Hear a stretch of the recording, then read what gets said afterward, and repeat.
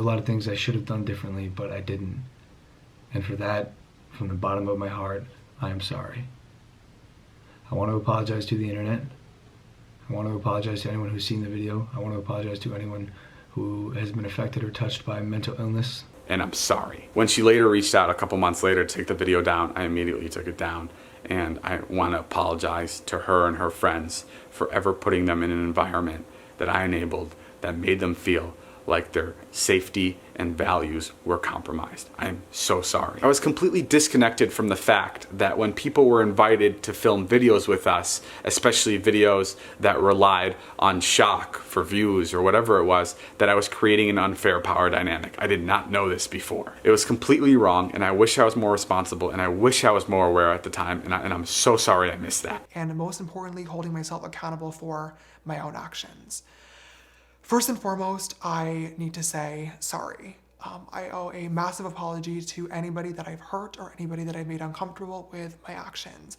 And I also want to say I'm sorry to my friends, family, and fans that have to watch another one of these videos, because you shouldn't have to, and this is really, really embarrassing. Hey everyone, it's your boy the Kavernacle. You may have heard some allegations about me circling around social media, and I just want to say I take full responsibility for all that stuff. Please don't defend me. I know what I did was wrong, and I just want to apologize for all the people I hurt and all the people who are disappointed with me.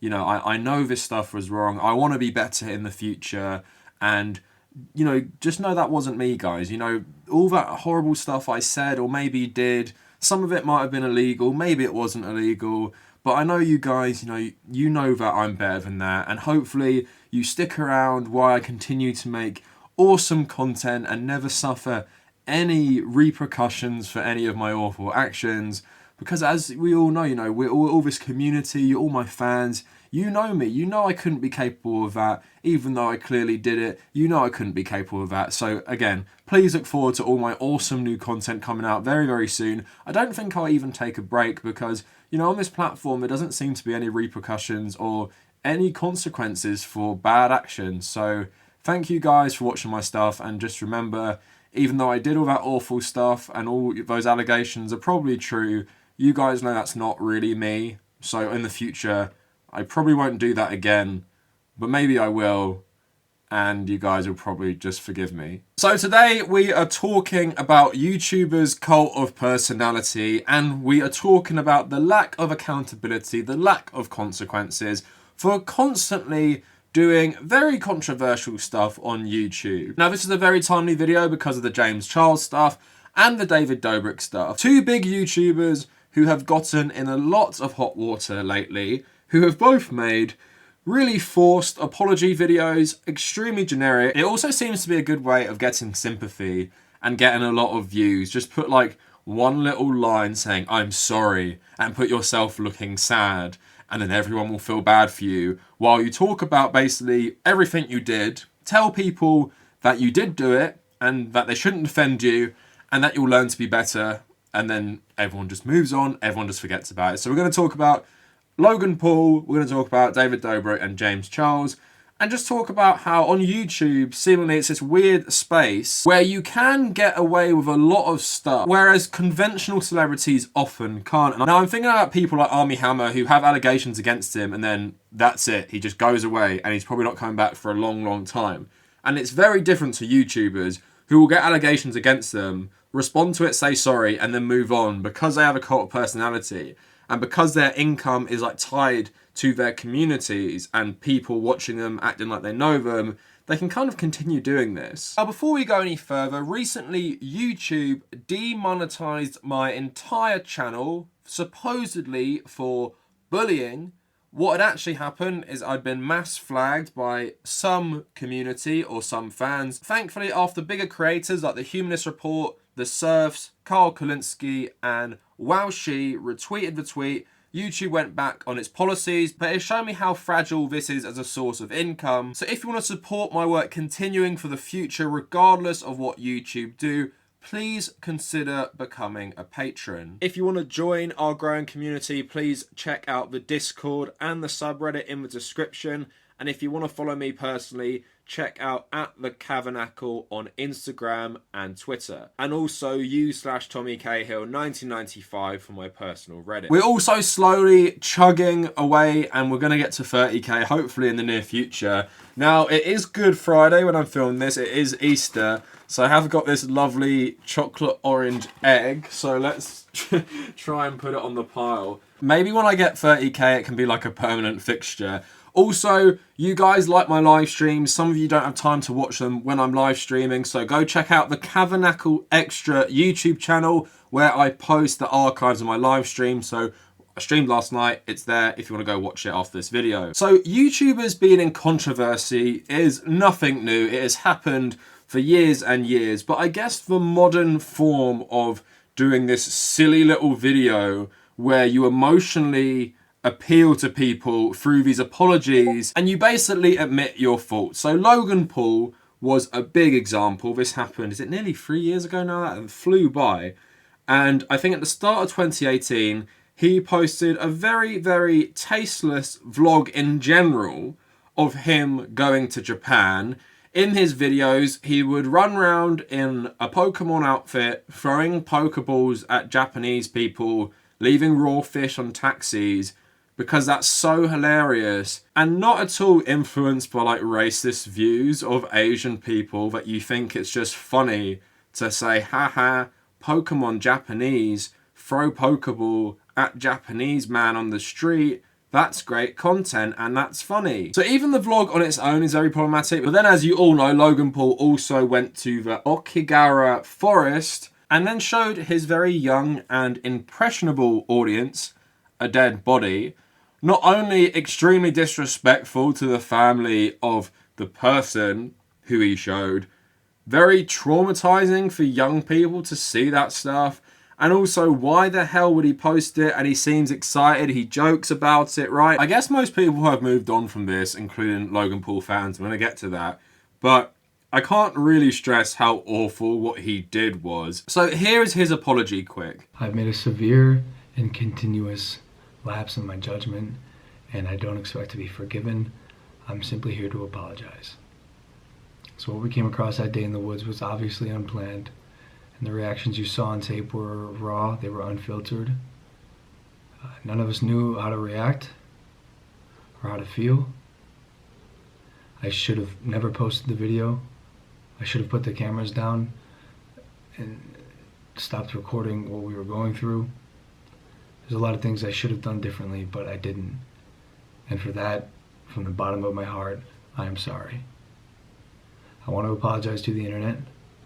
I want to apologize to anyone who's seen the video. I want to apologize to anyone who has been affected or touched by mental illness or depression. But most importantly, I want to apologize to the victim and his family. For my fans who are defending my actions, please don't. They do not deserve to be defended. The goal with my content is always to entertain, to push the boundaries, to be all-inclusive. In the world I live in, I share almost everything I do. The intent is never to be heartless, cruel, or malicious. Like I said, I've made a huge mistake. I don't expect to be forgiven. I'm just here to apologize. I'm ashamed of myself. So this seemed to set the standard for YouTube apologies, where you admit everything you do. You don't try and deny it. You don't try and defend yourself. You basically admit that it was wrong. Very wrong. Don't try and defend me. Be very humble. Bow down. I'm very, very sorry. Please believe me, I'm very sorry. And then YouTube actually demonetized his channel for all of 2 weeks. And remember, I'm a guy who also got my channel demonetized, allegedly for bullying, which I've never done.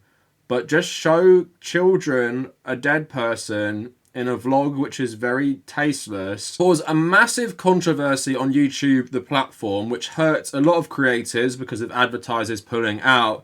And then the only accountability you have is get your channel demonetized for 2 weeks and then take a couple-month break off YouTube, then come back and then have your most lucrative year ever to that date. So 2018 was Logan Paul's most successful year in that period. And it just seems like there's no consequence to this stuff. And Why are there no consequences for this stuff? If Logan Paul was a mainstream celebrity, if he was a Hollywood actor or actress, do you think he would get away with this so quickly? Do you think the demonetization of his channel would only last 2 weeks? Do you think he could come back, you know, in the same year, making videos like nothing has ever happened? Now, I think that is one of the worst examples, but why can he do this? Because Logan Paul is extremely popular with YouTube and young people, right? Young people who, I guess, maybe their sense of morality isn't as, you know, deep and stuff. Maybe they don't cancel him forever. So the Paul brothers following is very fanatical. Hopefully I'll show you some clips of them, you know,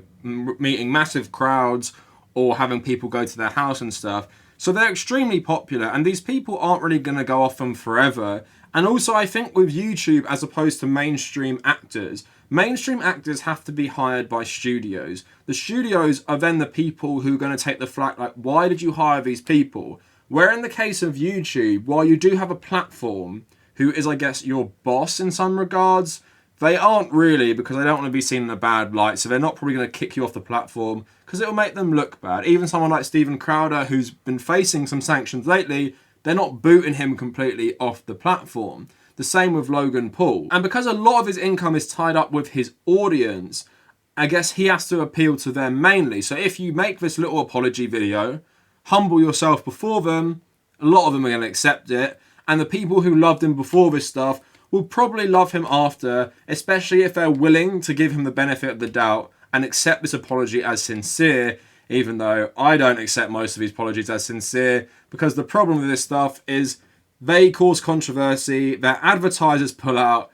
then they become very humble. And this gets to the case of David Dobrik next, who is one of the most recent ones, and I think this shows you perfectly what YouTubers are like, because Logan Paul's controversy was so bad that I think he had to humble himself from the off. He couldn't try and defend this stuff because it was so explicitly bad. You just say that to someone who has no clue about YouTube, you're like, what is this guy thinking? Now, David Dobrik was a bit worse because he thought he could kind of ride the allegations against him out, make a real half-hearted apology where he doesn't seem very remorseful, and then hope people will forget about it. So for those of you who don't know, David Dobrik is a massive YouTuber. I've made a video on him talking about him being like a shill for Tesla, doing like dangerous stunts in his Tesla car, promoting this really awful company, promoting Elon Musk and stuff. That was my criticism of him back then. Basically, the new allegations were he was a bully, led a bullying kind of mentality, made a guy who was one of his supposed friends who was a dwarf feel really bad for his size, and all of his so-called vlog squad kept making jokes at this guy's expense. Did allow it, and that's partially my fault, David, to like disrespect me in the videos. And so then everybody else just got the notion like, oh, okay, like, you know, we can disrespect Big Nick too. Like, it's because our master does it. You know, that was kind of like the whole vibe. But just because you're popular doesn't mean you're like a good person. It also got to a point where people would recognize me in public, and then they would make jokes like about me, and I'm like, dude, like, I don't know you. This is weird, you know? So like, what kind of jokes? Like, just like making fun of my height and stuff, and just because David did it. There was another guy called Seth who they tricked into making out with a man who he hadn't consented to making out with. And then David Dobrik, when he asked for this video to go down, said, can I pay you to keep it up? And then he also didn't want to pay this guy for other work he did for him. Just sounds like an awful guy who never grew up. And then the worst allegations that came up was one of his friends had slept with a woman, had slept with a young girl after getting her really, really drunk and without her consent. And it was actually part of a vlog. And David Dobrik actually admitted to actually knowing about it and seeing it. He described it as this guy's first threesome, and it's clear this is extremely problematic, and David has been bragging about seeing it. Yeah, my buddy Dom made an Instagram story, and he's like, I want to have a fivesome tonight, hit me up. And this girl hit him up, and she's like, I have friends, and she sent over all her friends' Instagram links, and he's like, yeah, come through. And 7 of them ended up showing up, and then they were when they all got there, they were like, oh no, I don't want to have sex, And then blatantly in front of everybody.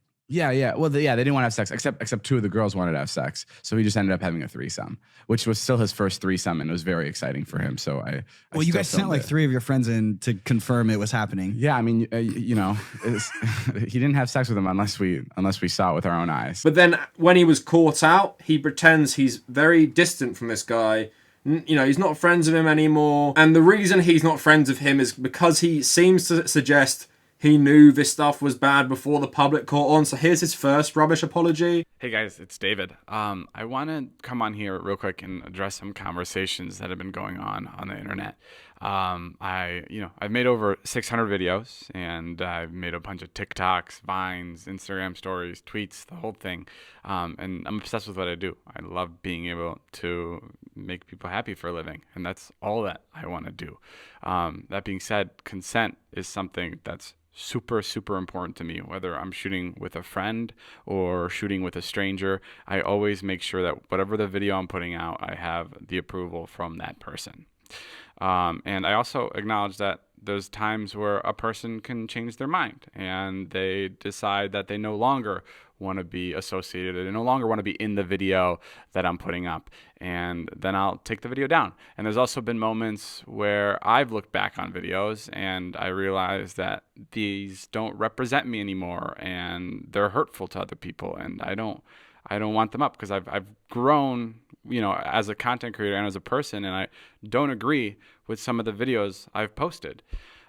With the Seth situation, I'm sorry to Seth, because like I said, I would just want to make videos where everybody in it, whether you're participating or watching, is enjoying and having a good time. And I missed the mark with that one, and I'm really sorry. I truly, truly am. And with people in my life that I don't film with anymore, like Dom and the other people that I no longer film with, I chose to distance myself because I don't align with some of the actions, and I don't stand for any kind of misconduct, and I've been really disappointed by some of my friends, and for that reason I've separated from a lot of them. I think with any video I make, my main purpose is to make people happy and inspire people, and I never want anything to get in the way of that. And I'm sorry if I've let you down, and things like that won't happen again. And I learned from my mistakes. And I also believe that actions speak a lot louder than words. And, you can take my word for it that I'm going to change, but I'll also show you and I'll prove to you that, the mistakes I made before won't be happening again. But yeah, that's it. All right. I love you guys. I'll see you later. He basically spends 2 minutes basically trying to make the outrage not as bad, trying to shut it down really quickly. Doesn't seem very sincere. It's just like, guys, I messed up. This stuff is kind of bad, but let's just move on. I've kind of addressed it now. And here's the video on my second channel with only 1.6 million subscribers compared to my main channel with 18 million. But what actually happened as his story developed, all his sponsors dropped him. Loads of things he was involved in, I think it's Angels FC, which is the new women's football team coming to Los Angeles, which he was a part of. Loads of apps he'd been developing. Other sponsors, dropped him all.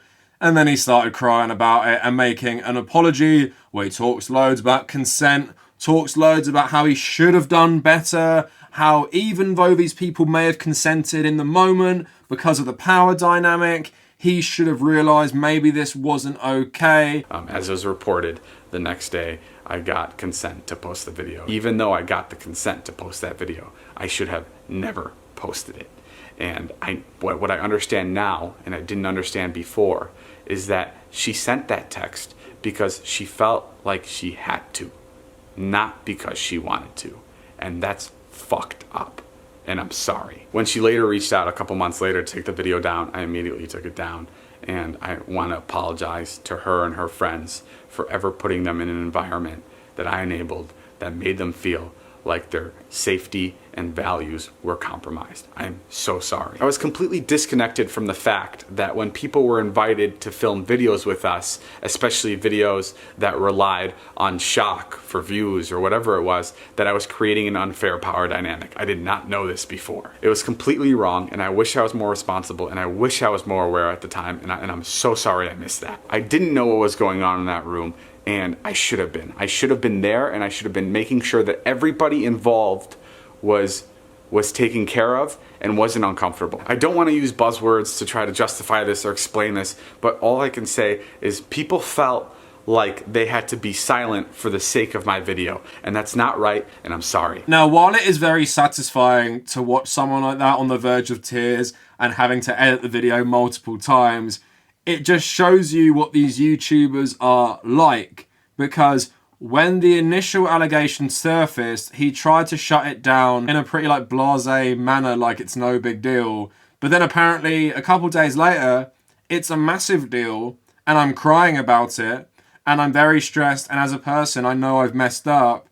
Could it be that, you know, my whole life is crumbling down before me because most of my business and my business ventures are kicking me out because I've been such a bad person? And I'm sure this sort of stuff influenced Logan Paul as well. It's people pulling their advertising, people pulling the revenue from under you. But David Dobrik never ever seemed remorseful before. He always acted like a little shit throughout all of his content, always acted super arrogant, always was making fun of people, and then on podcasts is bragging about this stuff being totally normal.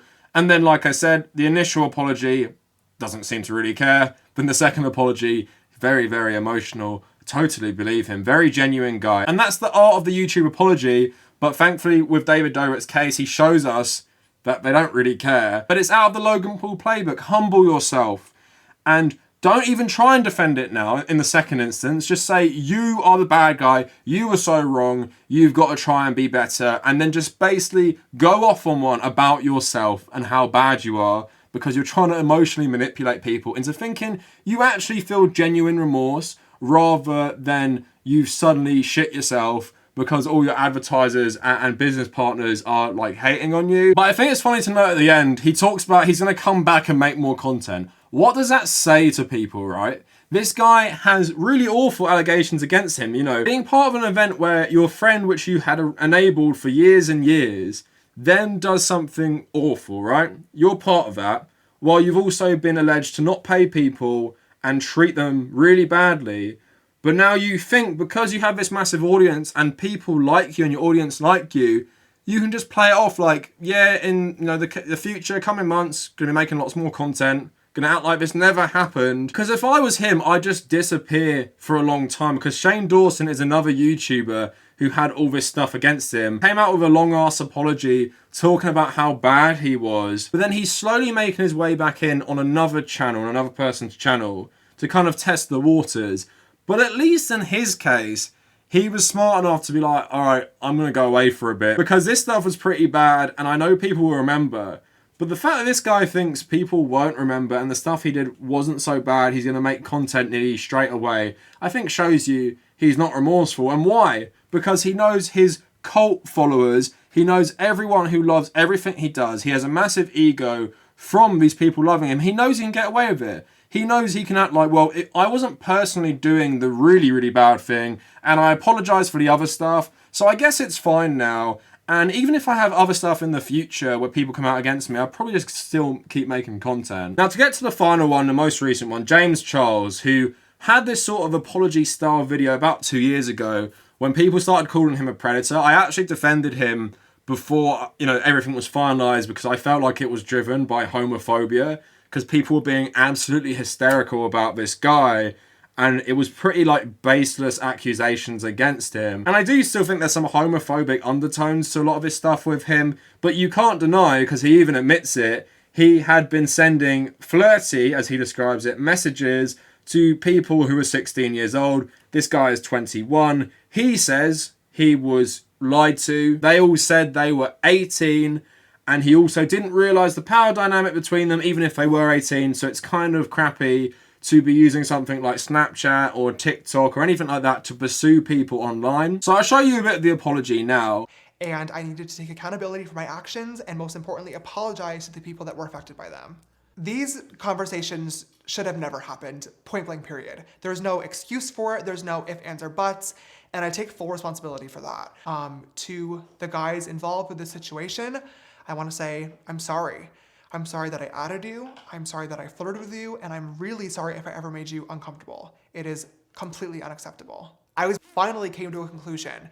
It sucks and it is ridiculously embarrassing to admit this, but I think I have to, and that is that I'm desperate. I do understand that with these videos coming to light, it's really starting to, not even starting, it's really looking, period, like I'm actively searching for younger people to be in a relationship with, and I just want to say firsthand that that is absolutely not the case. But again, it's pretty standard fare. You know, it's me. I really messed up. Don't blame anyone else. I'm really, really sorry for hurting you. Really sorry. Even though I keep kind of doing the same thing. This is not the first time he's been alleged in recent, I guess, months that he has been sending flirty messages to people who are under 18 when he's 21. Now, he doesn't seem very remorseful in my opinion. He just is explaining to you what a lot of people would have said to him about why this was wrong.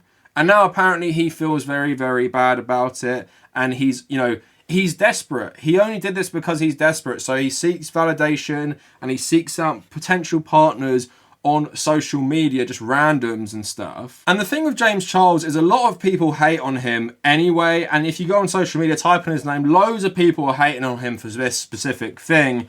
But I think the problem is also linked to these other guys is it doesn't matter how many people hate this guy. And it doesn't matter how many people hate Logan Paul or David Dobrik. If you have this massive audience who are extremely loyal to you, if you kneel before them, you apologize, you admit while you were wrong, you can even imagine the defense already coming. You know, he said he was sorry, he didn't know. Why are you still hating on him? Why do you think there should be more consequences than that? For all these people, and a lot of people, especially their fans, seem to think just an apology on its own is enough to just move on with things. Like, you should just apologize and then just go back to normal like nothing happened and never speak about this stuff again, never take a break, never try and reflect a bit more. Like, I don't get the sense these people are ever very apologetic, but it speaks to a larger problem. And you can see this not just with YouTubers, also politicians like Donald Trump, for example. Donald Trump has this core support which is very, very fanatical, very, very radical, right? And even though Donald Trump got rejected at the ballot box, he's still very, very popular, widely reviled. People hate this guy, but because he has this unwavering Trump base that will never leave him, nothing will end this guy's career. No scandal, nothing like that. And why I don't think that's strictly applicable to the YouTubers, I don't think no scandal will end these guys' career. But you've got to ask yourself, when Logan Paul did what he did, he comes back quite quickly. Is there any consequences for YouTubers? When David Dobrik did what he did and is talking about coming back fairly soon, are there really any consequences? James Charles doesn't seem to be, even taking a break from YouTube, just addresses it, even though he's done it multiple times. Going to be coming back very soon. Is there any consequences for any of this stuff? Now, I'm not talking about being cancelled or deplatformed. These guys don't even impose personal consequences. They don't even take time to back out and reflect. For a lot of them, like David Dobrik, it's go on the attack, try and dismiss them and move on. For people like Logan Paul, it's like humble yourself, but then come back with a similar sort of attitude. For James Charles, it's like address them directly, apologise loads, explain why it happened and move on, that's it. Now, don't get me wrong, there is a whole ecosystem of drama channels on YouTube who make a living off whipping up hysteria about all this stuff, but even they, I guess, don't really care at the end of the day. It's all very in the moment, right? The James Charles thing, in 2 weeks, no one will be talking about it. The David Dobrik thing, in 2 months, no one will care. Logan Paul stuff, no one talked about that, after he came back, really. He came back, Logan Paul's back, maybe that's a bit controversial. As he slowly normalised himself being back, no one cares anymore. Anyway, let me know what you guys think of the YouTuber apology in the comments. If you want to find me on social media at the Kavernacle, Twitter and Instagram, come join our communities on Discord and Reddit. If you want to support me, check out my Patreon. And if you made it this far, Thank you for watching.